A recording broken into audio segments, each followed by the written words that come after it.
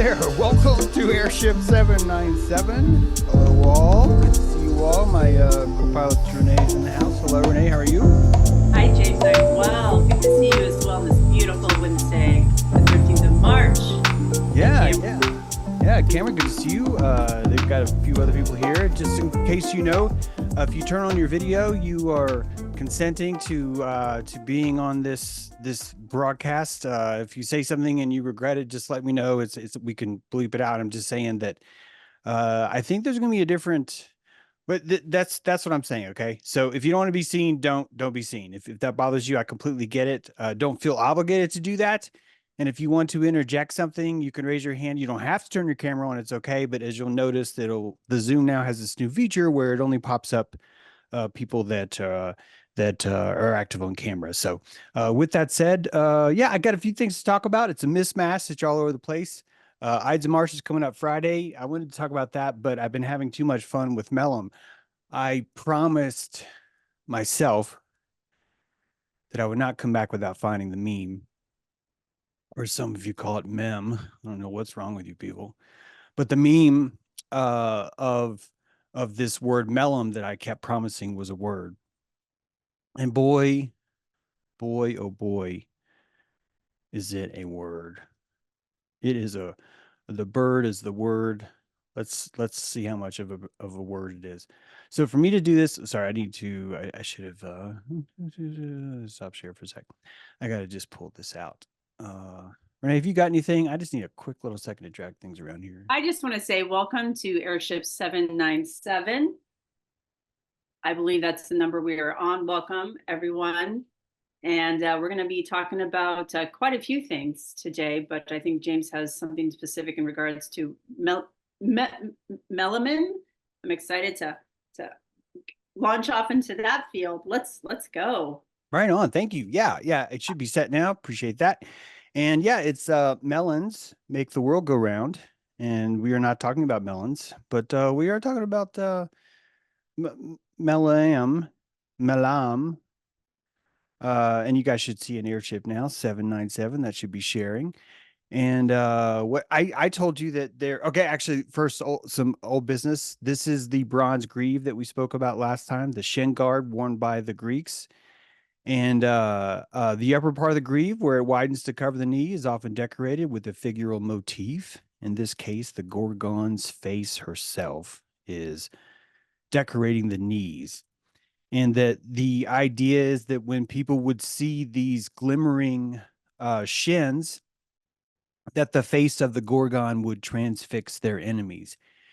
And I think it's easy for us to look at this as a symbolic thing. I have no problem with that. But as we look deeper at this whole Black Eye Club thing, we'll call it that, the Black Eye theme, it could be that the glimmering bronze could have actually had a different psychological effect on people.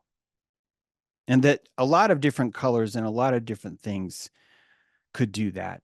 And one of my arguments for this was that I was discussing and I was trying to remember this word melam, and I knew that it didn't mean melanin. It just although there are no such thing as coincidences, but I think that they do just share the same. There are no such thing as coincidences. Stop telling people that, James. You're lying to them. Okay, symbolically, these are the same, and you're just gonna have to deal with it. But this melam is the idea that deities typically wore melam, this ambiguous substance which covered them in terrifying splendor and which could also be worn by heroes, kings, giants, and even demons. The effect that seeing a deity's melam has on a human is described as ni, a word for the physical creeping of the flesh. We are the knights who say ni, and we will terrify you with our brazen gorgon knees, right? You see the correlation, right? So you got the knee, you got the brazen Gorgon knees. Then you have the knights who say knee because of the Melanemian, so this is Melanemian, which is the land of kneecaps. Anyway, it's so this concept of melon is a strong theme. And I've drawn little arrows because in a tribute to Arlo Guthrie, I've drawn circles and arrows on this, showing you an example of what I'm calling melam.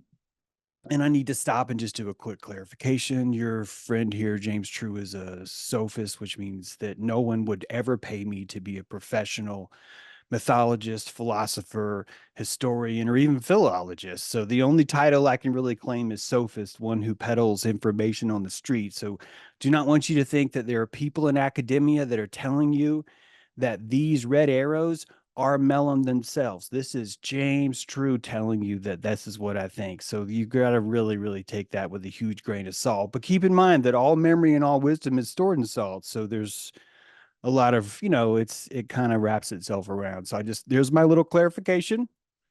And it doesn't mean that academia hasn't said that. I'm just saying I've not actually read that. This is me just trying to describe to you this concept of melon. And I think that actually this is true. I really do think that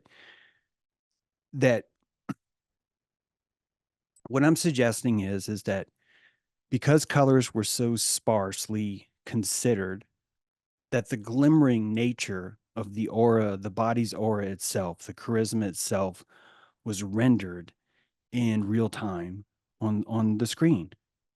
In Plato's cave, there were certain people that saw an eminence shedding off of you, and that eminence was so visually more stimulating that the eyeballs saw that instead of the person. That's where I'm going with this. And so this physical creeping of the flesh, the knee, the physical creeping of the flesh had two forms. There was melam of the head and there was melam of the body. Now I'm going to change the word melam of the body because I just want you to know that these things were intertwined, but religiously, in the deepest religious text, they were separate words. And that these separate words, I'm about to show you because all my things are not necessarily in the right order. Why is this here, James? While I was at Mount Kiriru, the melammu of a oh, that's beautiful. While I was at Mount Kelamaru, the melammu of Assur, my lord, overwhelmed the Gilazanu and the Hubushku. God, that was fun to be talking back then. Man, that sounds fun, right? While I was in Mount Kiriru, the melammu of Assur, my lord, overwhelmed the Gilazanu of Hubushku, and they brought to me as their tribute horses, silver, gold, tin, bronze, and bronze casseroles. This is not a spelling mistake. I shout out, but there's someone here in particular. I wanted to see this word. This is hilarious to me that they were serving bronze casseroles back in the day. I don't know how they pulled that off. So there's a deep dive in this one sentence. This is why this slide is here. The poetry was just a bonus, by the way. I didn't even notice that as I was typing this. But what it's saying is while I was in Mount Kiriru, the emanation of Assur, my lord, right, overwhelmed the people of Gilzanu and Hubushku, and it overwhelmed them so much that they ran out and brought me horses, silver, gold, tin, bronze, and a lovely casserole. I don't know why the casserole's there, but I think they were like, just in case he does not understand how much we respect him, we're going to make him a casserole. So all those were brought out. One thing I want you to notice is that all of these things actually have emanation. Silver is a glittery object. Gold is a glittery object. Tin is a glittery object. Bronze is a glittery object. And believe it or not, horses are a glittery object. I don't know if we'll get to this today, but as you know, I'm not a practicing academia, and so what I'm saying is purely just pulling something out of my lovely bottom of my Taurus here. But I believe that the Sumerian Pegasus, which you're about to see, this a lot of winged things, is the Melam. It's the feathered aura of what they physically saw. And I think that the early idea of the first time that you saw a horse, I want you to consider that the aura of a horse is if I'm sitting on that, I will fucking fly. That is the fastest thing I've ever seen around these parts. And the aura, the essence of that horse had this sunlight characteristic, this glimmering sheen to it. And that sheen was so effervescently overpowering that there was really no way to separate the power and the fear of this creature, because these are the same words. Keep in mind that when you're in a culture where you're only seeing three colors, right? When you're in a primary culture state, when you're psychologically only having a few emotions to choose from, fear and power are exactly the same. Radiance, fear, power, and almighty, and effervescence and beauty are all the same word in Samaria. When it comes to this melam, when it comes to this emanation, demons carry melam just like royalty does. It's a glimmering would be a way to look at it. It's a shimmering that you would see the radiance. That's mostly the word you hear about. And the radiance scares you. It scares you, basically. Um,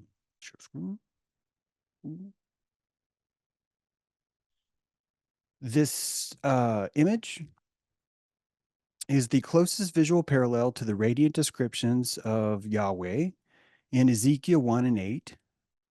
And it appears in this illustrated enameled tile from Ashur, which is thought to date to the early 9th century BCE.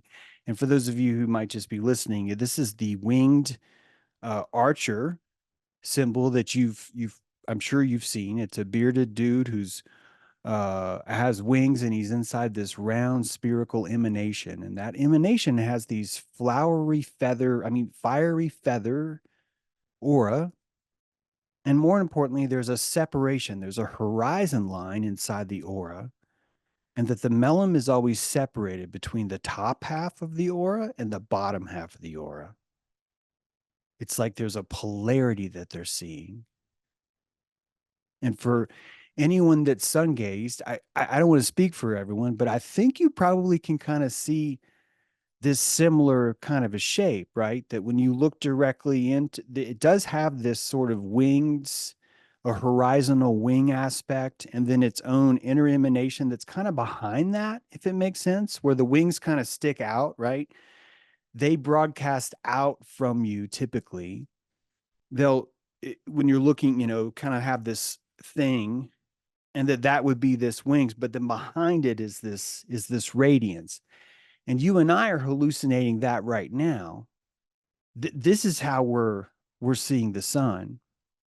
And that back then they saw the same brightness from the king, and the sun looked the same. This is what I'm trying to suggest. Anything that had a lot of conscious emanation in it was just really bright. Just really, really, really had a really bright hue to it. And so power had a lot more effect over visuals than it does now. In fact, I bet you that we learned to mute the hallucination of Melam so we could stand our ground in its presence. That the better we got at being in power, the less, oh, fuck that, oh. And it finally came in, I can see what's going on now. It's like that. And so the drum of consciousness is constantly being stretched over and over, and you're able to jump into this thing, right? This is giving us insight into possibly how they saw. And so this is just a little bit larger image on the left, same thing. This just happens to be one of the earliest carvings of it that back then this Sumerian king named Alarmi, I fucking hate that guy. He's always carving over these ancient stuff. But anyway, there's that. But then on the right, there's this other Sumerian king image. And you see this a lot in the Sumerian art where there's a Assyrian king. He's got the beard, of course, but then he has these wings. He has these wings. And I'm just suggesting that one of the many, many interpretations that we could add to this is something I really like, though, is that when you looked at the powerful Lord, when you looked at the ball, you were freaked out by how powerful he was. And And one of the things that you did is your village actually utilized this. This is kind of cool because your village actually started to utilize this as a defense. I think we're going to get to that in a slide or two. This is another version of that. But instead of the king, I want you to see, I think you're just looking at the sun, right? This is the winged sun disk. And it's not necessarily just a, oh, that's nice. The sun should have some royal, feathery, eagerly. I mean, that's fine, but I think you're literally, this is much more literal. This is much more transformative, meaning that if you were to actually want this symbol to carry weight, it's going to have to physically be a visual cue to something. And I think that this is just a better historical look at the ophthalmology of what was actually there. This is the Adda Seal. I'm sure many of you seen this. This is a rolled piece of clay, and you dip the rolled piece of clay in ink, and then you roll that over the page, and it leaves. I'm sorry, it's probably not ink. It's probably more like they roll it inside their little, they got a lot of clay. They do a lot of clay work. And when you go to Staples back then, it was like, yeah, I needed some clay tablets. I've run out of clay tablets. All my clay tablets dried up. I was on vacation. I forgot to miss my tablets. I need some more. Then it's like, you're just selling me piles of mud, right? It's like, yeah, I know, but it's a business. This is how we're building an economy. I'm going to sell you these piles of mud that are pre-soaked so you can roll your little clay Adda seal in it, right? So you would roll this Adda seal around. So you really actually have to look at this backwards. But I'm just putting this out, and there's some information on the screen if you guys just want to actually like see like, well, who's who and whatnot. Because there's actually just a lot of cool things about this. But one thing in particular I want you to see is that with this idea of Melam now, I want you to notice that all these figures have one thing in common in that they're carrying some sort of emanation. They all have some sort of unique radiance, don't they? One is much more of a watery, starting from the left. Although the scholar who is much more qualified than me, I won't do another sidebar about how I'm a sophist, but the scholar is going to tell you that this guy, he just has two ponytails. And I don't mind. I'm fine. It's cool. But if pretend like Melam is real, I would like for you to consider that those ponytails are actually the emanation of Melam, and it's only up at his head. And that right next to it, there's a different emanation of Melam. This is the war goddess. I believe it's Ishtar in this situation. It'll actually say below, but she's the war goddess, and she has the emanation of these spears, basically. So the energy that you see when you see her is more spear-like. It's more warlike. And then we're skipping the guy coming out of the ground. We can talk about that later. Although that is the sun, the emanation of the sun rising, by the way. He's having to cut the mountain to pull himself out. And you see, he's got his own emanation. It's a new kind of emanation, it hasn't fully formed. It's not sharp, it's not full of objects. But then next to him is this, I'm going to call him Thalak, even though that's a Mesoamerican term. But basically, you're just looking at the god of rain, but also the harvest and of the crops. And so this emanation is much more of a wavy kind of it would be the blue priest versus the red priest. The Bernie Sanders would have this kind of Melam, and the Republican would have this spear Melam to the left. And then the advisor, the one on the very right with the two heads, the Janus figure, does not have a Melam on his body, but does have one on his head. And I'm getting ready to get to that. So these are the creatures, you notice, do not have emanation, but the figures do. Even the eagle, this eagle comes in to steal the sacred tablet. I think this is basically an early version of Apollo. He's erasing all of known. It's the tablets of destiny. So he's coming in to steal destiny, which you could think of as all that's going to happen has been stolen by this jerk dragon bird. They don't like this bird. That's why I called him a jerk. They think he's mean. This is Zoo, the bird Zoo. Anyway, again, I know Sidebar King James here, but here we go. It's seriously, this is Thalok and Huitzilopochtli. It's just the two gods you're being offered up to the same emanations. And you could think of this as hunt, gather, couldn't you? Like the god of war would be Hunt, and the god of gather would be Thalok. So, Democrats would be gather, let's gather things, right? And Republicans are like, let's kill things, let's hunt things. And so the emanations of those make a lot of sense. And it's just interesting that they're still right there in Samaria. So there's two kinds of melum, and one of the big ones is this head melum, and it's actually going to be the main word melum, as you're about to see once I split them. I just haven't split them yet because we haven't gotten that slide. But as I told you, on the wing figure, there's a top and a bottom uh charisma. I'm sorry, radiance. And that the top is typically seen as more horned. And I believe that these horns are the same things that got transmitted into Moses and even Noah and all these other different ideas. Is in fact, there's a big argument where people are saying Michelangelo mistranslated something else, and that's why he has horns. But I think that there's such a beautiful symbology here. It doesn't really matter how you look at it. Ultimately, back in Samaria, the scholars are going to tell you that those are horns in the bottom right. They're going to say, no, those are ox horns. I'm not qualified, so you should listen to those. But if you come back to the idea of this radiance coming from the head, there's a lot of themes discussing Melam where a god's Melam was removed from him. Mamu had her Melam raped, for example. When a king dies, they only notice that he's not in charge because he no longer holds Melam. He no longer possesses Melam. So it's something that gets taken away from you.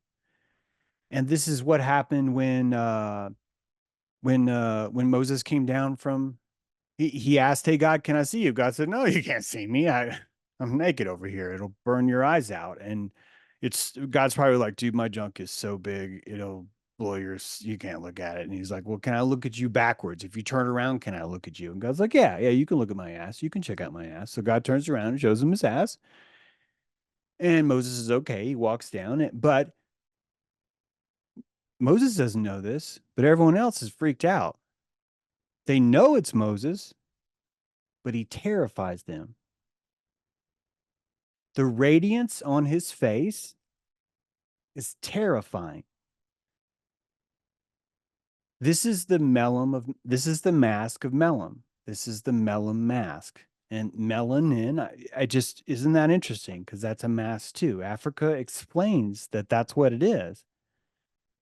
That without your mask, you're not able to hold the self. There's no ability to hold self without the mask having it there.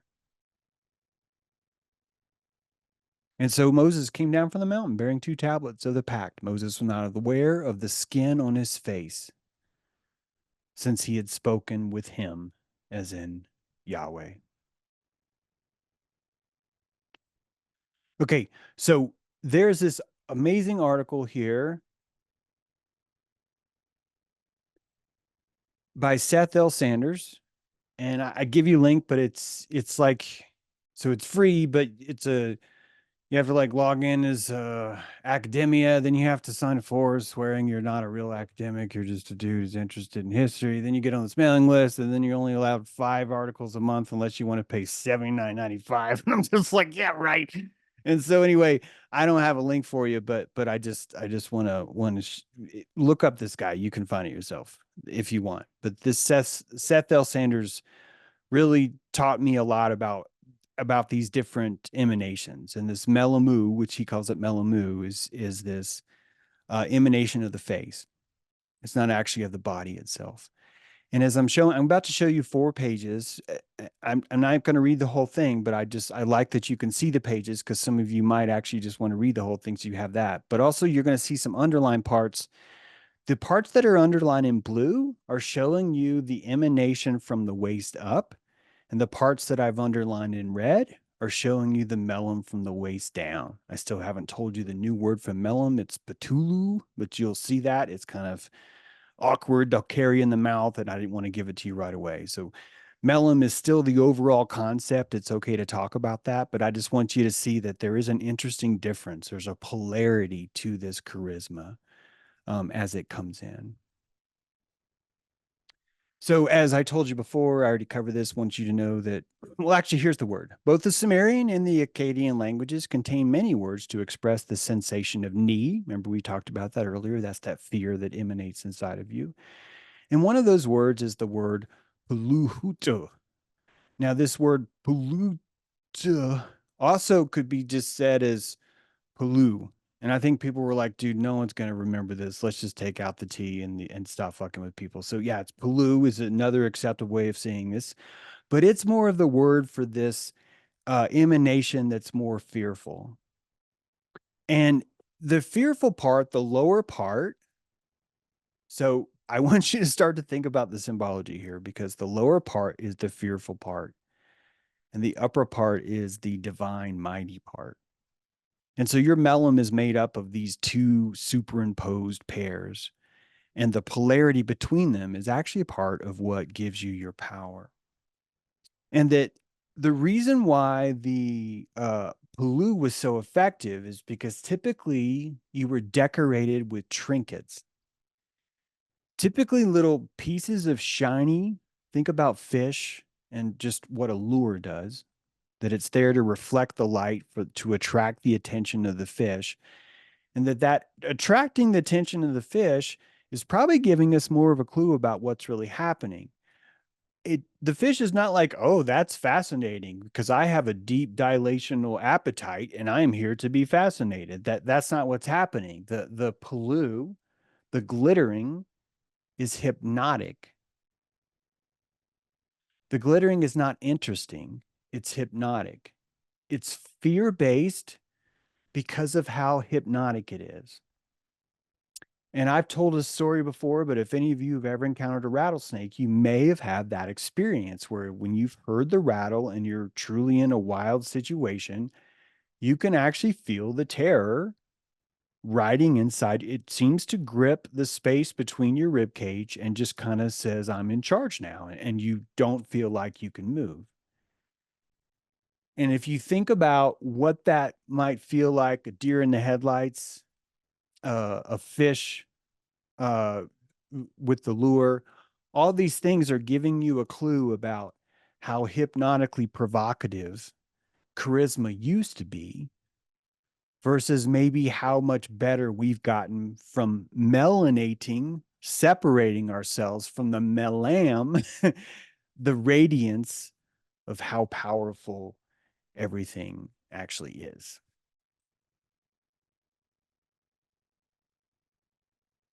Which brings us to, again, here's the red and the blue I've talked about. The pulu is inspiring terror, and it's also could be looked at as majesty or glory. The blue, the melon, the terror, and the glory of my royalty can be thrown down. You can lose your royalty. You can, you were dressed in pulu, but you don melum.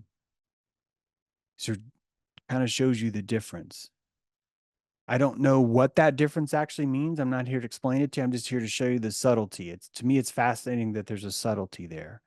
And it could be just like when you look at the sun and there's wings that jut out of a circle, then there's the divine radiance of the circle itself. And that maybe those are somehow related to that. I think it's a fun thing to just explore to even realize that they have these.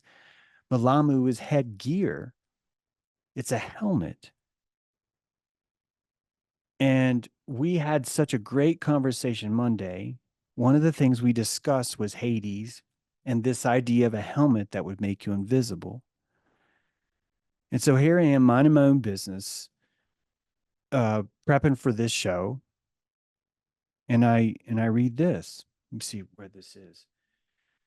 So when we encounter demons in the world, according to the Sumerian, the reason why we are not able to see them is the same reason why God is not able to see them, because the demons have hid themselves in melammu.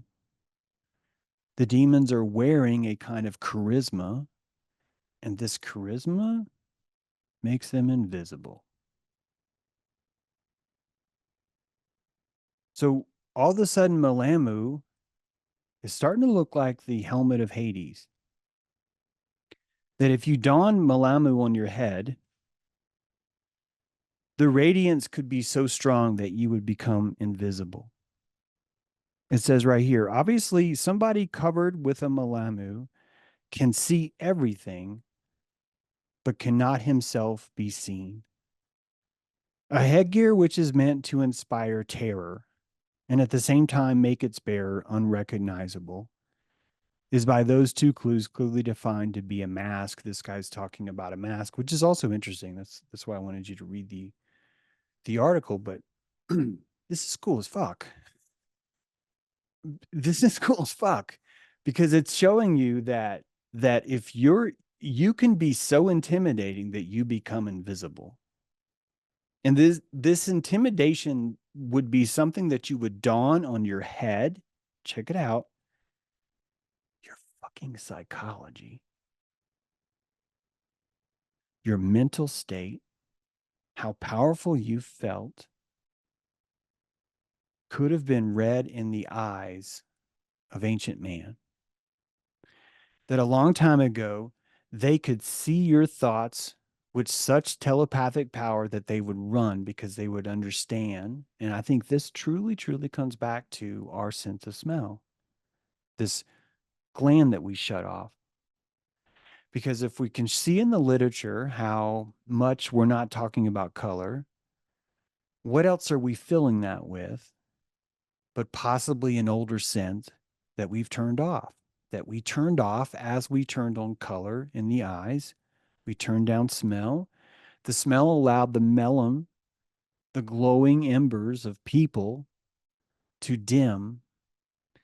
The kings, when they go to meet other villages, would be decorated for their pulu. Keep in mind, melam is donned, pulu is adorned.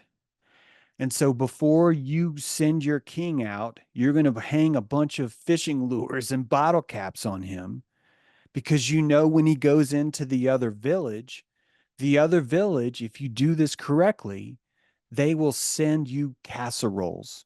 They will rush casseroles out to you and say, "Do not hurt us.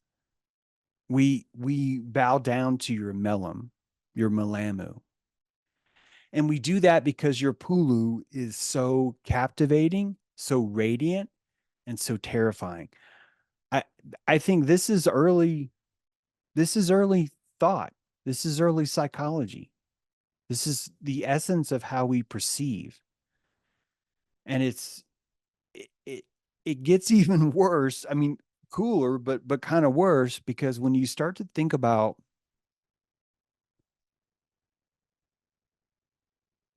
how is this in the room? Remember, the truth is always in the room. This is not something we've just gotten better at. Where is Hades? Where is Hades? The helmet of invisibility, where is it in the room? This is what I've been asking since breakfast. By the way, thank you for being my patience because you let me think about this shit and I get to look at it's just so freaking fun. But what what is it in the room right now that is this mask of Hades? And I just have one idea. It's just one. I thought about Perseus and I thought about how that dude, the reason why he can kill Medusa is not because she can't see him. It's because he gets to kill her anonymously. That if Perseus can wear a mask over his head, if he can put on the right melammu, I'm changing the definition of melammu just a little bit, but actually I'm not from Sumerian standpoint because this guy talks a lot about how this is a mask. It's a mask. And that if you were to go murder the innocent princess Gorgon, one of the finest families that you've ever known in the Mediterranean, and if you were going to go murder her because it would make your village feel better, anonymity could be what allows you the enough power to commit murder.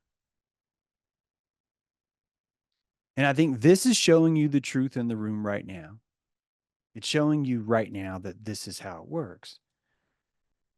And there's that slide. We'll come back to this. This is it right here. This is the truth in the room.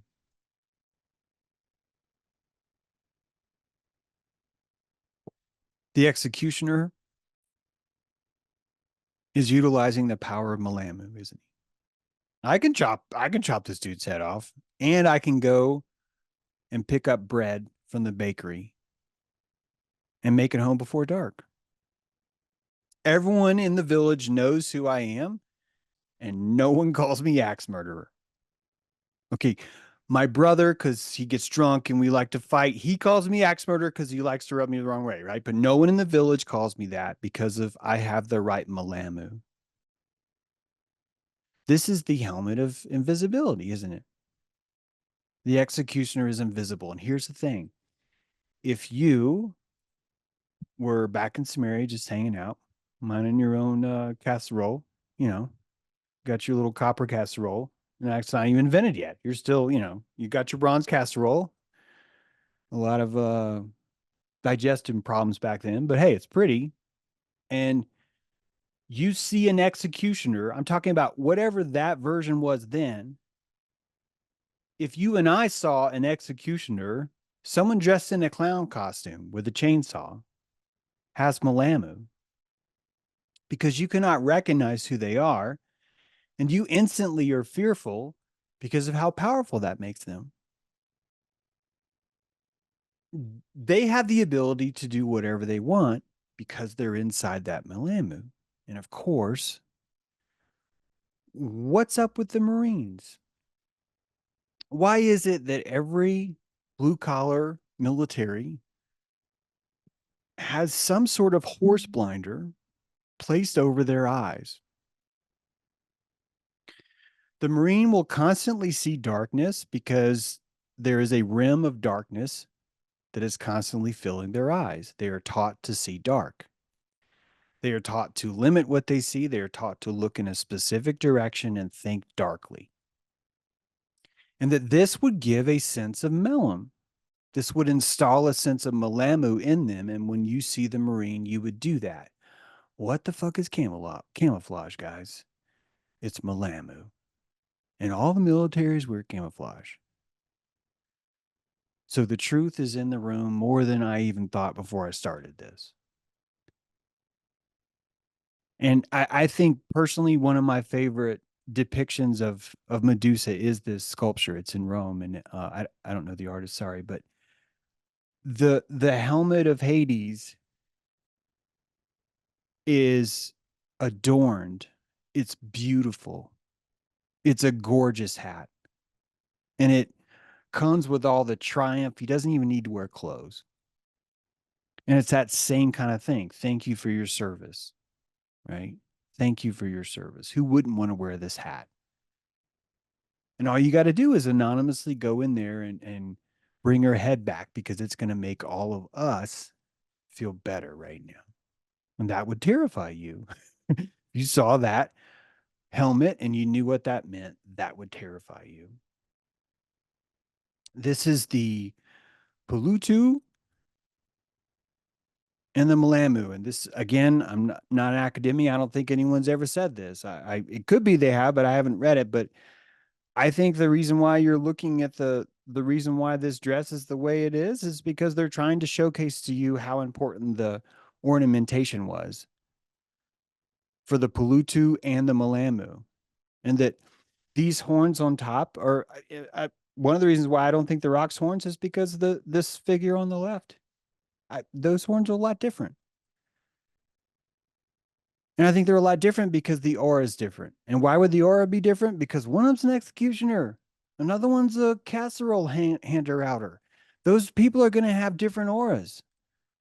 They're going to have completely different vibes, right?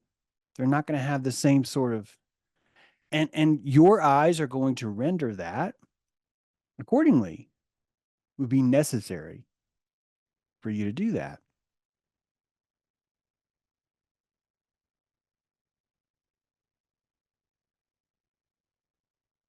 Gotta go back here and make sure I don't miss anything.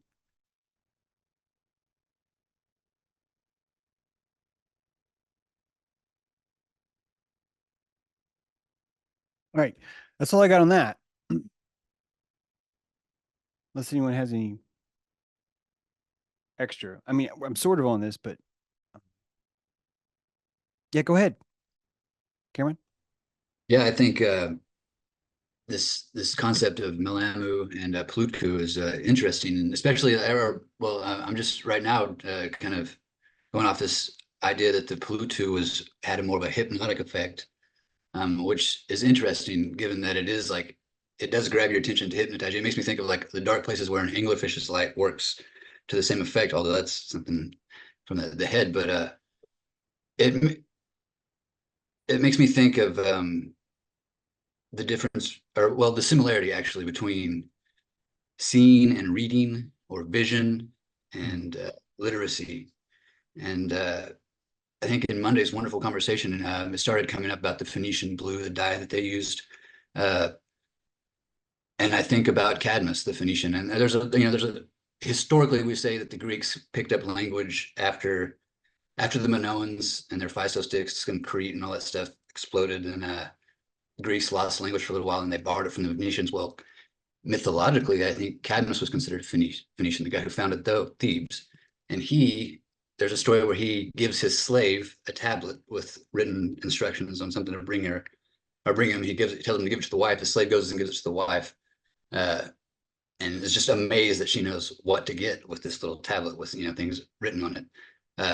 He wears it for the rest of his life as a magic amulet, or as a magic something to wear. And I think you've already talked about before, we don't have the cones, I think, to see as much blue as we do see it. And I think these deities, or these powers, this opulence and this radiance, that when people don't understand it, they see it maybe as melammu, or just the best they can do, because they actually can't avoid seeing it. It's something different than the realm of Hades or unseen. It's a power that they're having to engage with, but they just cannot compute. I mean, this is, I'm just kind of working, but I just think it's fascinating as we talk about these groups of people, or these tiers of understanding, and these like degrees of masonry, and I could see how education could serve a purpose in the sense with orthodoxy and things, as far as handing knowledge down, but not wanting people to remember that the knowledge was suggested in the first place, and just thinking it's facts, like thinking the sky was just blue and that you didn't have to learn that, and there wasn't someone that taught you that. They don't want you to remember that part, because you're going to keep coming back to the well. I don't know. These are just tangents. This is wonderful stuff, though. Thank you very much for sharing the melammu and the puluhtu. And well, absolutely. You would think, until now, I've thought that evolutionarily speaking, we would just want all the information as much as we can, as soon as we can, full blast all the time. And we're learning more and more that that's a horrible idea. That would be the worst strategy you could have. And we started out with that. And we begin to sense we knew each other's radiance, which meant that dude's a psychopath. I'm fucking terrified. And that we would know who's a psychopath before even the psychopath would know. And so before mirrors, we were mirroring each other. We were having to show each other who we are. And how we do that is Man, why does everyone shit their pants when I show up? I brought a bronze casserole and everybody likes me. And it's like, because your divine power terrifies them. It scares them. And everyone as a society would regulate back to that. No one is interested in, I want all the right information. Society proves that. Society tells people, don't look here, don't go here, don't, even in the very earliest thing, when society starts, it's nothing but rules. And I thought, I thought that, no, that's not how it works. No, that is how it works. Which means that we learned a long time ago, if we limit our field of data, we do better. It bites us in the ass all the time. We can't get away with that, but we are forced into a macular form of thinking just to survive. And I think this is why words are what they are. Cameron, if you consider the intimidating power of words and how sticks and stones can break my bones, blah, blah, blah, and that unless you understood what someone was saying, you'd still be able to pick up their body language, but the thoughts themselves would be impermanent to you until you learned language. And that in a way, by us shutting off our smell, it was the only way that we could create a drive-through window security night drop deposit for every sensory experience that we would ever have, because we're literally saying, I'm not going to experience you until you put it in the fucking box. It's like going into a convenience store in the middle of Kansas City, in the worst part of town, and trying to get some donuts, personal experience. And you're just like, how much security is this require for me to buy a 79-cent pack of donuts? Are you serious? So I'm rolling a rotisserie dial around with $1.16 and you're going to roll these. This is what we're doing now. And yeah, that's what we're fucking doing now because of what happens in the world. So every single experience, right, has to be, no, you put it in the tube, you close the tube and you send it through the chute, and maybe I'll open it. Yeah, in that system, like if you were like an outsider, like I'm trying, like I imagine, like that would be like trying to pull a fish out of a rock, as you said the other day. Yeah, yeah, exactly. So macular ends up being the only way that we could even function in the world without just, losing bodily fluids every time we knew the truth. And you know what? This is like my life. Like I know what this feels like. I know what this feels like sometimes to know too much, to see. I know we all do, where you're watching what's happening in real time and there's nothing you could do, even though you have all the information. All the information, and it's making it worse, not better.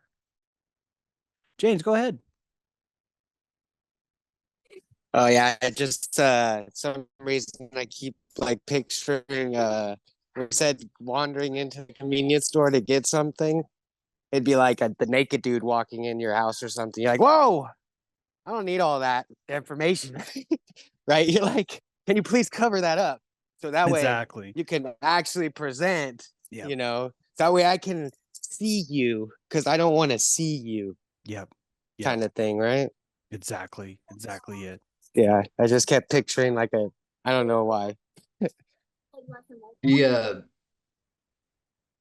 seeing unrecognizability in invisibility is very crucial too, I think, or I mean, it's very, very helpful because they are very closely connected, as is anonymity. I think that there's a form of invisibility that you capture within that, and it's very empowering. And I love that you use the word recognize, or that you were playing with the phonetics of the way you were the other day, because recognition is reinforcing your cognizance, and it's just beautiful that you've yeah.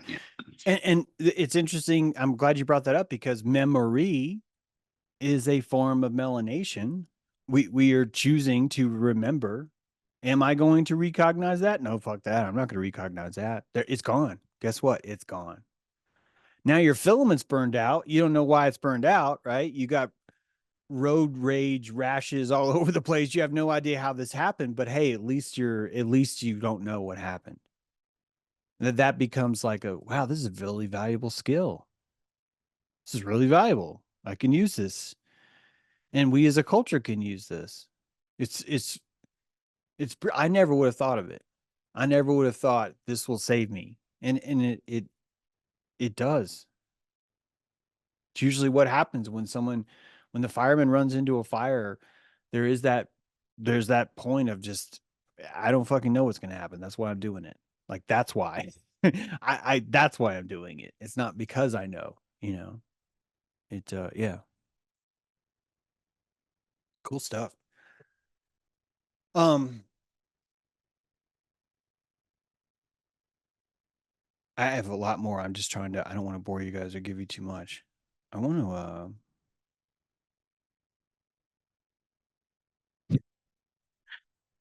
I hope someone will correct me on this, but okay. So getting, if we come back to the, eye thing a little bit here, I mean, let's go back to a little bit on Monday. I want to share with you, this is a sidebar, but it's kind of related. It's at the cul-de-sac of our topic. And I mentioned this guy, William Ewart Gladstone, last time. He was one of the linguists. He was the first to really start this idea of starting to notice that ancient Greek had this weird thing about color. And this guy lived an interesting life. He was prime minister of the United Kingdom for 2 years. And like I said, before that, he was a scholar of ancient Greek, which is how I met him. I didn't know he was a prime minister. He had a nickname of Gom, Gom, and people called him the grand old man, and then people who didn't like him called God's only mistake, which is kind of funny. So he sort of had two sides of the aisle there. And they named the Gladstone bag after him, that little doctor bag that people like. This guy's, I mean, you know, I don't know what you have to do to get a bag named after you. And I looked it up. It turns out Edward Dufel was a French man who wanted people to have a better way to carry their gym clothes back before gyms had been invented. So Dufel invented the duffel bag, which I'm just making that up. But yeah, so you know, that's kind of cool that there's a whole bag culture out there. But this Gladstone chair is actually, it's a Greek chair in Liverpool. So this guy, he lost his finger reloading a gun once. But this, I know these are random facts, but this tells me this dude is lit as fuck. William Gladstone really hated opium because of his sister's abuse of it. His sister was abusing opium, and so he hated the opium trade. And even though he hated the opium trade, he was adamant in his opposition to the Opium War. When I read that, I was like, well, if he hated opium, why is he in opposition to the Opium War? Because surely the Opium War would be a war against opium, right? I mean, come on. It's not like we would have a government that would be like secretly doing one thing. I mean, oh no, that wouldn't be it. And then I found this, and maybe you guys know this. I'm going to assume most people don't, so I'm just going to go with it. But holy cow, I can't believe this happened. I cannot believe this happened in history. And we're all just like whistling, like, yeah, everything's fine. Everything's normal. The Opium War, 1841. So China says, look, opium is horrible. China is like, opium is horrible. We are not proud of opium. We are stopping opium. We do not want opium. It's killing our people. It's killing the world. It's awful. We have now made opium trade illegal. If we find a boat in our harbor that's carrying opium, says China, that boat is ours. Fuck you and your opium trade. If you're a pirate, you do not come to China to do business. And the East India Company was like, no, fuck that. No, we want the opium to flow. Now, they did not actually say we want the opium to flow.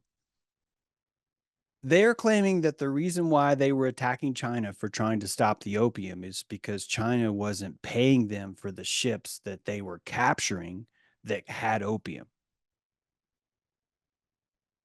And I'm telling you this now, I know it's a sidebar, but keep in mind that this is January 7th, 1841. And in 1841, this is kind of how it's related to Melam, by the way.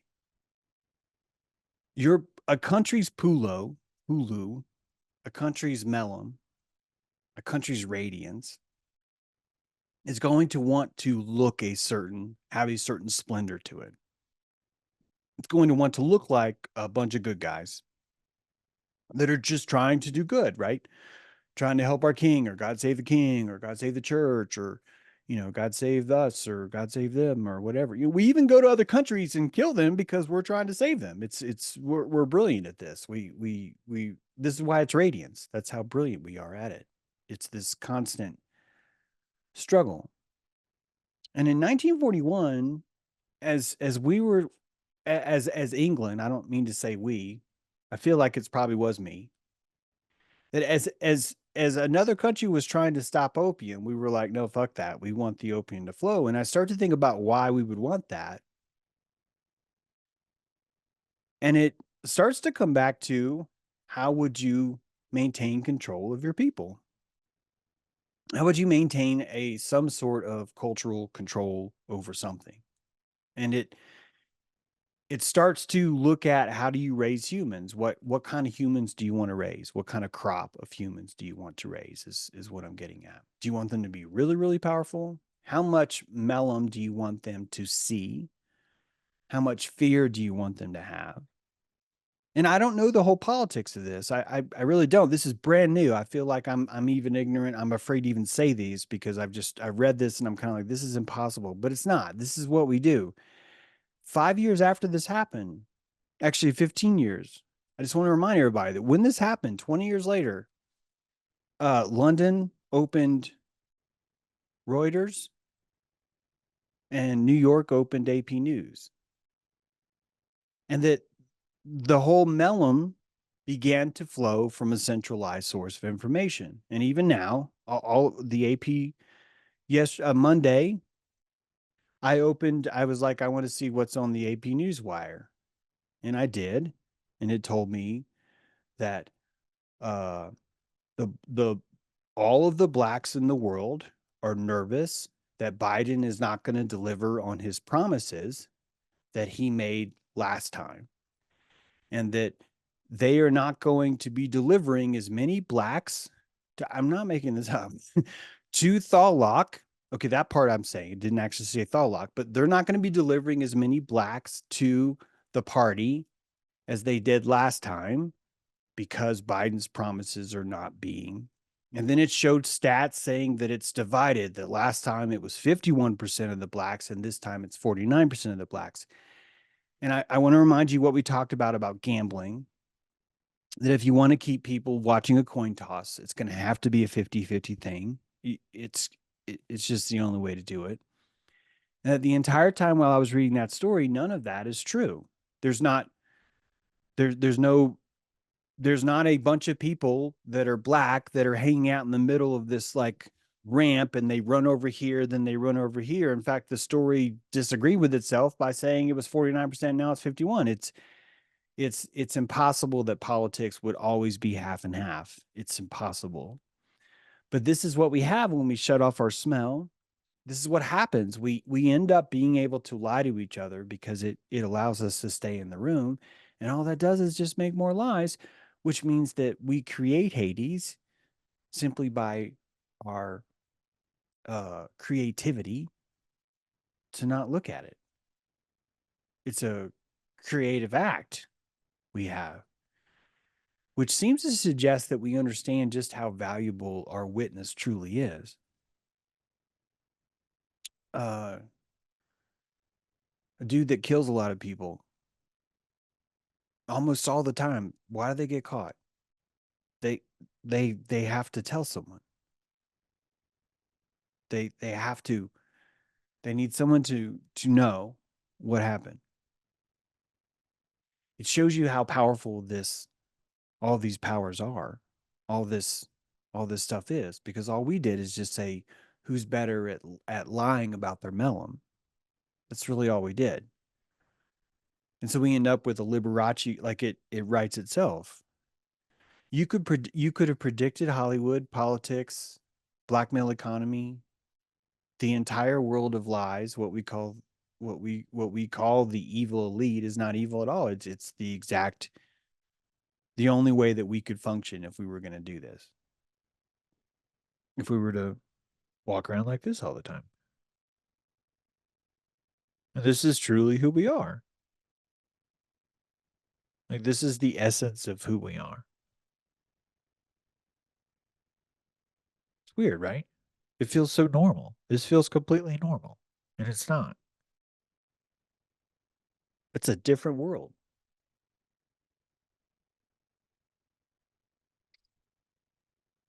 It's like I was, go oh, ahead. sorry. I was thinking about how you talking about was on AP and how close it's going to be this time, because you know what, if you don't keep up with those promises, what it tells me is that people think that their individual check of the box or mark they put in a circle is so meaningful, that their vote is so important to the process. Like, you know, society is going to break down if you don't vote. Mm-hmm. You know, and I with that, I mean, I used to feel that way too, like totally. I was like, you better vote hard. And I'm like, wow, just the amount of calories that takes from your essence, right? It's just like this mass suction. And you know, closing that up and then holding that energy that's so powerful right now within ourselves is very, I would assume, sparkly. Mm. You know, just to be able to hold that field and do it with, you know, because you've been there, you've done that, you know, you've grown, you alchemized, you don't really necessarily like choose a party per se. You see what the game is, and you know, just all you can do is really observe and just like, you know, keep your just kind of be steadfast in where you stand, you know. And then it's a very rare quality to have in this country right now. And you know, how we emanate that just as we walk through town. Who knows what we look like when you're just not holding the field of, if this person wins, I'm leaving. I don't know what I'll do. Like, that's what people are saying. I'm like, wow. Yeah. So powerful, because they got to check that box so hard. It's You kind know, of, it's wild. It's such a ride. it's beautiful because it creates a tide, and people like us who are making our own tide really can appreciate that all the people that would be too terrified of Melum have this kind of tide that they can participate in, and it lets them kind of train in that. And so it sort of creates a mass predictability, like the full moon, like St. Patrick's Day, New Year's Eve. Like, why would you go out drinking on those days? I mean, I'm not saying you could, but it's just like, it's after a while you start to realize, okay, it's Super Bowl Sunday. Okay, it's up here. I live in a ski town, so I know on ML King Day, the irony is hilarious, by the way, but on ML King Day, all these people are going to show up at once, and they're going to be like, oh, I can't believe it's so crowded. It's just like, yeah, it's it's almost like it happens every year, huh? And they're like, yeah. And when you, at one point you could get mad at that and be like, that sucks, but really it's kind of beautiful, because now you know you know where everyone's going to be.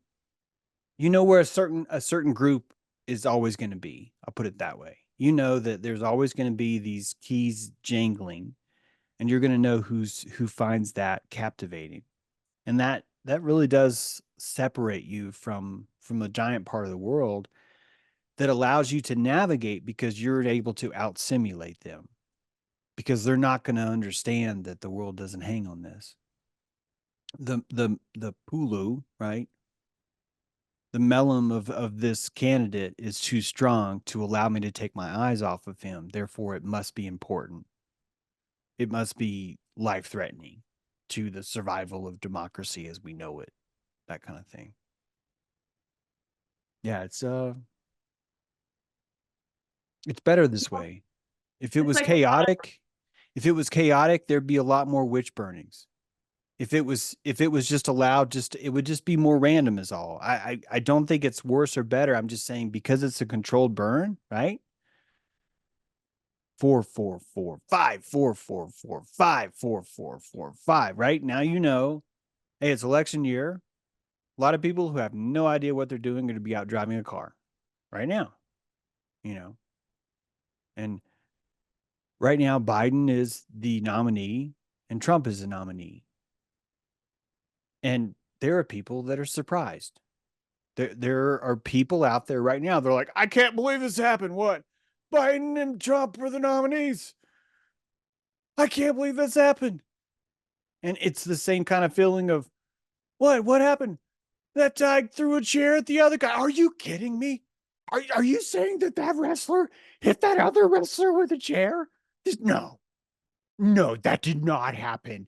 No freaking way did that happen. And now you know, you totally know. So yeah, this is why the Pied Piper is good news. This is why when I tell you, I know it sounds awful, but I swear to you, this dude coming in playing that song, it's gonna work out. You just gotta trust me. Don't even trust me. I'm not even the one doing it. I just find it kind of cool that someone else is doing it because I'm not even in that business. I'm more like I'm Bilbo Baggins. I want to smoke pot and write shit in a book. Like that's about the gist of how much effect I want to have on the world, you know? But yeah, it turns out there's a Pied Piper that comes by and the song is really, really simple. It's seriously could not get more ice cream truck than this. It'd be like a lactose intolerant hyena. And all you got to do is just run an ice cream truck down the road, right? He's just like, oh my God, there's ice cream. It's like, but you're like, shut up. I'm going. You know, and it's like, yeah. So it's a funny world. Yeah, it is. I like to think about the Colosseum and the bread in the circus and how, you know that place is going to be packed, right? You know, it's going to be packed. So meanwhile, we're like, we've already been there, done that. We're outside of that and we're able to collect all this energy that's basically falling from the sky. That's right. For our own projects because it's like they're 666. Yep. Like, let's go. Time to party. Yep. 13, 666. Karaoke singing. Let's do all a lot of them. Right? Yep, all of them. So this Gladstone, let me tell you a little bit more about this guy. Gladstone, like I said, he was the first of this philologist. First of all, look how dilated this dude's pupils are. This dude is lit. I mean, he's just like, oh, my sister does opium, but I've never touched it. It's like, wow, the Gladstone. Okay. Gladstone reported that Homer's epic poems used a paucity of color terms, mostly relating to dark and light. There's a few instances where they may have corresponded to yellow, red, violet, and indigo, but not green and not blue. He wrote this book, Studies on Homer and the Homeric Age, and he went into this. This is a freaking $75 book, but you can get it on Kindle. But I pulled a few quotes out that I thought were interesting. The Kindle version is much cheaper. Homer applies the adjective porphyrios, porphyrios, porphyreos, which in later Greek roughly means purple or dark red to describe blood, a dark cloud, a wave, and a rainbow. All of those terms he would use as porphyrios, right? And he uses the epithet oinops, wine looking, to refer to the sea, which I know I've told you that a couple times, but there's the word oinops. Gladstone explained this by suggesting that the ancient Greeks categorized colors mainly in terms of light and dark contrast rather than in terms of hue. And one of the things he said is the organ of color and its impressions were but partially developed among the Greeks of the heroic age. Now, when he said this, a lot of people were like, "What are you saying? Everyone's colorblind?" And which is interesting that everyone was like, "Oh, he's saying everyone's colorblind. That's impossible." Which I don't know why that's impossible. But again, it shows you what I mean. You get into this linear thinking, and then you insist you've never thought linearly in your entire life, as you're linearly telling me how you've never thought that way. This is what we do. He said Homer operated in the main. He tried to fix people's misunderstanding of what he was saying. And he said Gladstone said Homer operated in the main upon a quantitative scale, with white and black or light and dark for its opposite extremities, instead of the qualitative scale opened by the diversity of color. So it was like there wasn't enough depth in color for Homer to even consider it as an option to convey meaning. And I think this really is the biggest clue, in my opinion, because he really is saying It just wasn't enough foothold in people's mind that you even could use color. It wasn't there yet. Gladstone speculated that the Greek of the heroic age had a less evolved color sense that prevented him from seeing and distinguishing the many colors that modern people can see easily. Lazarus Geiger, who we talked about Monday, built a lot of his work off of this guy, off of Gladstone, and basically just went on to just find it and more. So we kind of took his work and built on it. The Hindu Vedas doesn't have green, blue. Zend-Avesta books of the Perseus, the Old Testament of the Bible. And the Geiger took it further because the Geiger was the one that first started to really notice, it's not just that. It's not just blue. That this first it was black and white. The older you went into the literature, you saw these different shades. I made you guys a graph so it's easier. Let me just skip ahead. So Gladstone counted, according to Gladstone. By the way, Cameron posted a really good comment on Patreon, and I just have, you realize that I don't know what the Odyssey says. I don't read Greek. I've never have. I'm not going to learn it. I'm going to die way before then. It's not because it's just I have a lot to do. That's all. Maybe I will, but I kind of doubt it. It'd be cool, but it's not going to happen. And I don't even think that even if I understood Greek, I don't think that would qualify me to understand what it meant. And I think that's what happens with scholars a lot. I think Cameron had mentioned on one of the translations had actually used the term, was it blue? Cameron, you can correct me if you need to, but he actually, had put the word blue in the translations there, and he has just as much of a right, if not more, to say that. So, and if I haven't told you this, I need to say something to you. Some of these people, I'm covering 3 people in this. When I'm discussing this idea of blue, I've been researching this since the summer. I've only recently started talking to you about it, just so you know.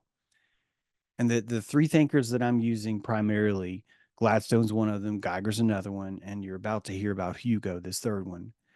That those guys aren't even really considered like right now. They're there's an antiquarian, in my opinion, there's an antiquarian pocket of information that we've missed because our sensitivities have taken over academia and we're not able to look at things in a raw state. This is a dogma of mine. It's my dogma. I'm telling you, this is a dogma that I have. And I noticed it. I did the same thing with James Ballantyne Haney.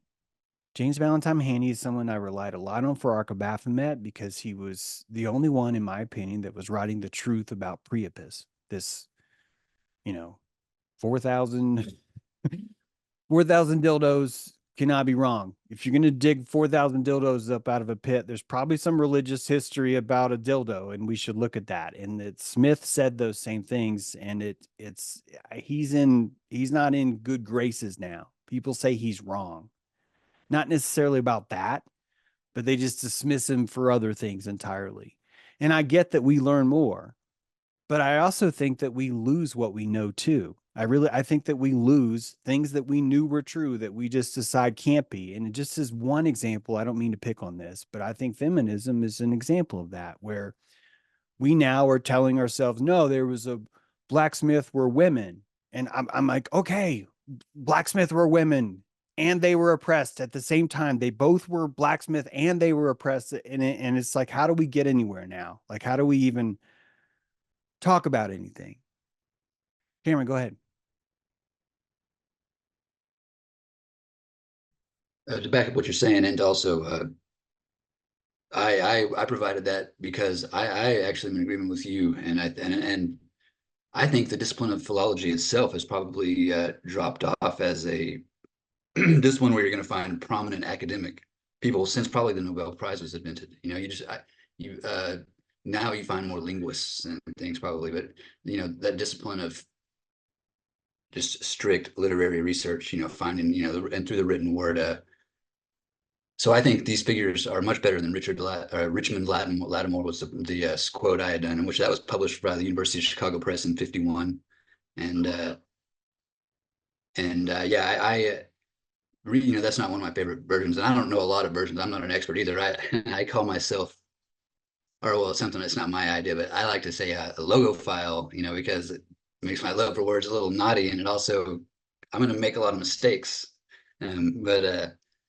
So yes, I think these thinkers you're doing, this is probably a more earnest approach and like a passionate approach, compassionate approach to philology than you're going to find in anything from 1951, especially from the University of Chicago Press. And Yeah, thank you for clarifying that too. Yeah, on the Lattimore thing.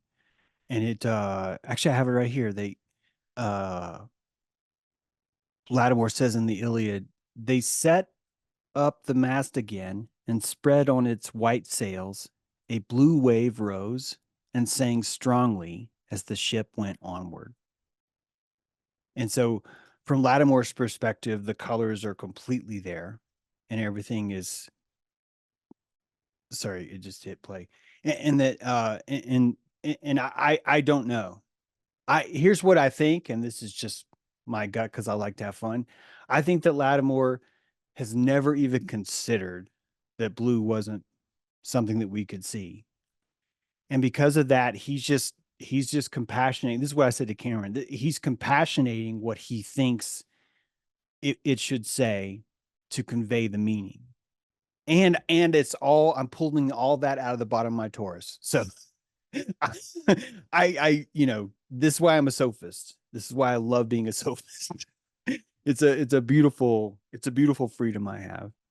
And so, prune my lips as always. And I hope that people will just read these comments as Cameron, says things, as all of these things. I try and keep them public simply because I really want this stuff to be out. Gladstone has here,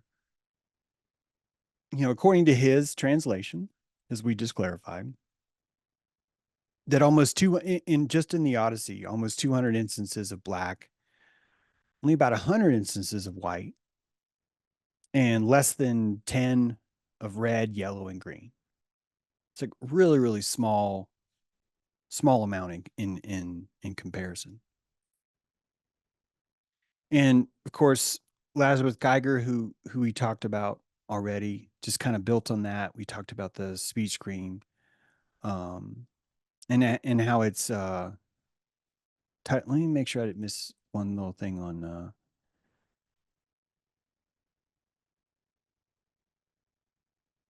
no, I got it all. Which brings us to this guy, Hugo Magnus. Now, this is in order. All three of these have built off of each other. Hugo came in 1842. So, these are like 30 years apart. These guys are doing all this work. And Magnus did it. Magnus was coming from a very different perspective. I certainly Hugo was interested in philology, the love of words. But he was an ophthalmologist before there was ophthalmology. This guy was fascinated with the eyes, which is why I'm like, well, dude, this is Magnus, way to go, buddy. And so he approached this from an optical physiology standpoint. And he started to, Hey, sir. one of the things that he noticed, in fact, wait, let me pull this back up so you can see. One of the first things that he's famous for is his documenting It does not. of the first, let me see, who is that? Let me mute that. I'm gonna have to stop share to do that. I got him, James. Oh, okay, great. Thank you. Thank you, Renee. Appreciate it. One of the first things that he documented was, not that he said, oh, there's a vitamin C deficiency, but he started to document this proptosis, this bulging eye syndrome. This idea of these eyes that kind of bulged out of the skull. And I've got a picture of a 17-year-old girl from 1895 who has what we now call Pfeiffer syndrome. And this is another big sidebar. I'm sorry. We're going to get to Hugo Mangus, but this seems important because this Pfeiffer syndrome has all of the same characteristics that I've described before in the Land of the Giants series. I did not know about this until I read this. It just was an offshoot of Hugo. That if you remember my Land of the Giants stuff, I told you that there's some certain forms of I have trouble pronouncing this word, pterodactylism. The six fingers is one of those versions, and cranial stenosis are two characteristics that I kind of talked about, that anthropologically there's something interesting about these. They're not genetic mutations. They appear to be genetic history, that historically we used to be a lot more this way. And on that, I just noticed all my radar went off when I read what Hugo was doing, because he noticed that this proptosis seemed to have a similar genetic history. He didn't notice that, but it appears that they have the same genetic history. And if you picture, I wish I could have found an example of this, I just ran out of time, but if you picture a lot of early literature that's talking about the giants, the giant had this sort of proptostic look to them. It has this sort of essence of this other kind of creature. And I think that Hugo has just uncovered another part of this historic genetic move. And what's interesting about this is the vitamin C deficiency is what would cause these kinds of things. And that over time, we needed some sort of packageable fruit that would allow us to have more vitamin C so that we could come out of our land of giants, our era of the giants. This is completely celebrity news. I just think it's interesting that Prince, he had a baby, 2 months old, died of this same Pfeiffer syndrome, that he had this, I'm going to call it an archaic genetic link that's expressed inside of them. And if you understand what we talked about the eyes, by the way, when you have proptosis, you cannot see.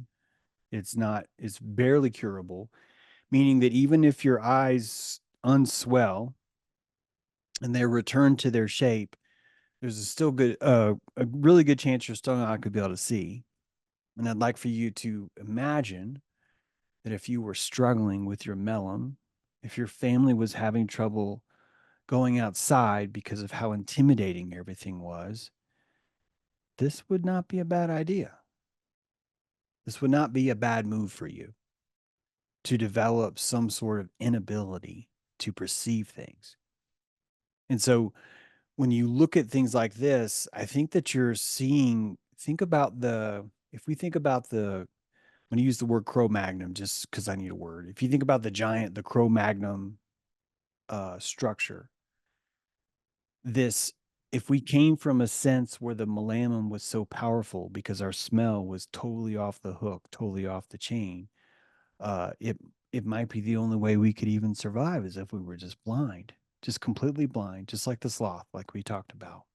Guy lives 100 years, doesn't use his eyes at all. And that there's a lot of stories about not just being trapped in Tartarus, but even, Neanderthal was known as the one who ran on the ridge because it was brighter. I'm not kidding. That a lot of or historical anthropologists, I guess it's just all anthropology, but anthropology were basically saying that it was the Cro-Magnon, it was the Neanderthal that stayed in the valleys in the darkness, and it was the Homo sapien, but the erectus, the hypergenesis, the ones that were branching out, developing a longer skull, a Achilles heel, a hamstring, the ability to spring, the ability to run. These were ridgetop runners, and that, guess what? You'd have more eyes. You'd be more exposed to more visual data then. So you could even see that the emergence up to the ridge top is literally the people turning off their smell and developing their eyesight, developing their ability to look at Melam and not be afraid. That those two ran in tandem, which means that the advancement of our species again came through the Turning off of information. shutting off of that stuff. Which means there was a time when we saw it all. We saw it all. I just want to, if anyone's new and you haven't seen some of my older work, this sagittal craniostenosis is one example. Akhenaten, it seems like, had the same thing. And one of the big cues on this is that the cranial sutures, the seam in your cranium merges. And the merging of that seam causes it's just a completely different species that seems to just be mingling with us. Mangus brought this home and included all of these languages now come in, which I already discussed earlier. And I don't have the slides ready to even go on more. So I'm going to stop because I'd rather them just be looking ready. This is just as far as I've gotten. And I wanted to tell you a little bit about what I'm going to try, which is that I originally was going to do, I was trying to like get all this ready and do a live stream Monday. And what I want to try instead is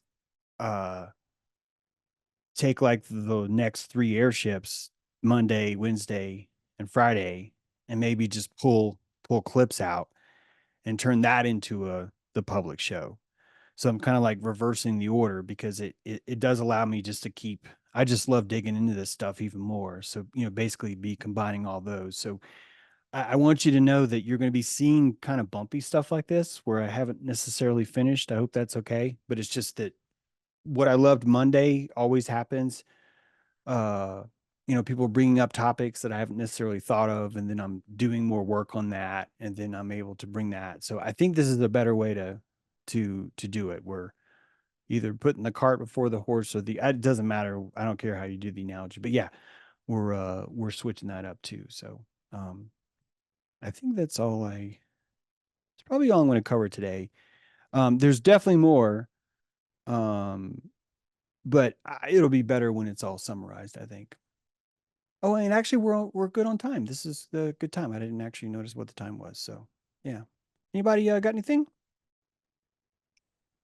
Just I wanted to say like about you like saying the bouncing around or whatever. It's kind of more or less why I feel like I'm here behind the scenes is kind of what I wanted to see anyway. So I think it's like a beautiful thing. Like yeah, I love to present like the way you present all the time. Always loved it. But I also like to be here to see you. I don't know, organic, I guess. Yeah, yeah. There's a lot of most of it is sidebars that are like, why are you talking about this now? which is makes conversations fun. So like I said, I yeah, we I'm sure I'm speaking for everyone when I say we appreciate. Well, thank you, James. Yeah, I think this will work out well, especially if you don't have time for the airships. It's a good chance that all those will be summarized whenever that. So I don't know when the Hades episode will come out. It'll basically something will be called "Why We Don't See the Color Blue."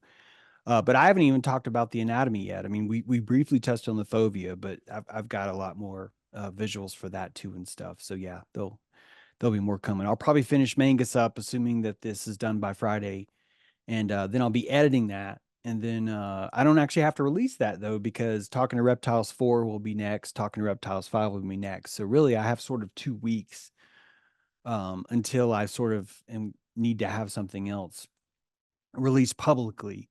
So Monday in my mind, I thought, oh, I'm live streaming again. But then I sort of like revisited that and thought about it. And I was like, no, I think this is the better way to do it. So, and I could change that tomorrow.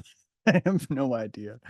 But yeah, I love to share this organic stuff as long as you guys don't mind the bumpiness, because to me, it's not bumpy as long as you don't mind the sidebars, but there are some weird sidebars. I must admit, it takes you into weird places, but this is what always pays off for me, because of work I did 7 months ago, where this is how it always happens.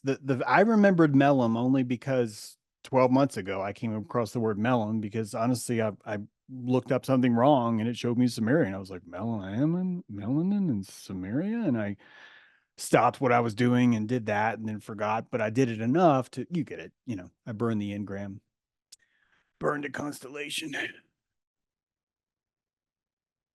All right. Well, oh, go ahead, Cameron. Go ahead. If I'll be as quick as possible, just to say that I appreciate you giving me feedback on that, Blue. And the reason I shared that today is because, like you said, about the power of imagination, or wanting to grow imagination. I believe in these ideas, but still, I just know how powerful and elucidating they can be when you first approach them, but it's still hard. People out there have a hard time accepting the fact that so thank you. And so thank you. Yeah, thank you for letting me do what I do. Seriously, I'm having so much fun doing this. So yeah. All right, guys. Renee, you want to? Such a blast today. Hey, everybody, thanks for joining us again for this beautiful airship 797. Really appreciate it. This energy coming into this topic of the blueness and the Iliad, and it's just wow, what a great time we're in right now. As spring blooms, we're imagining the flowers opening. We can smell them before they open. It's just such a powerful time. So yes, breathe it in. You can all unmute and say goodbye. Great to see you. Bye. Everybody hold you Yeah, down. bye, James. Say goodbye. Bye, everybody. Bye, Cameron. Bye, Renee. Bye, everybody. Hey, Karen. Good to see you.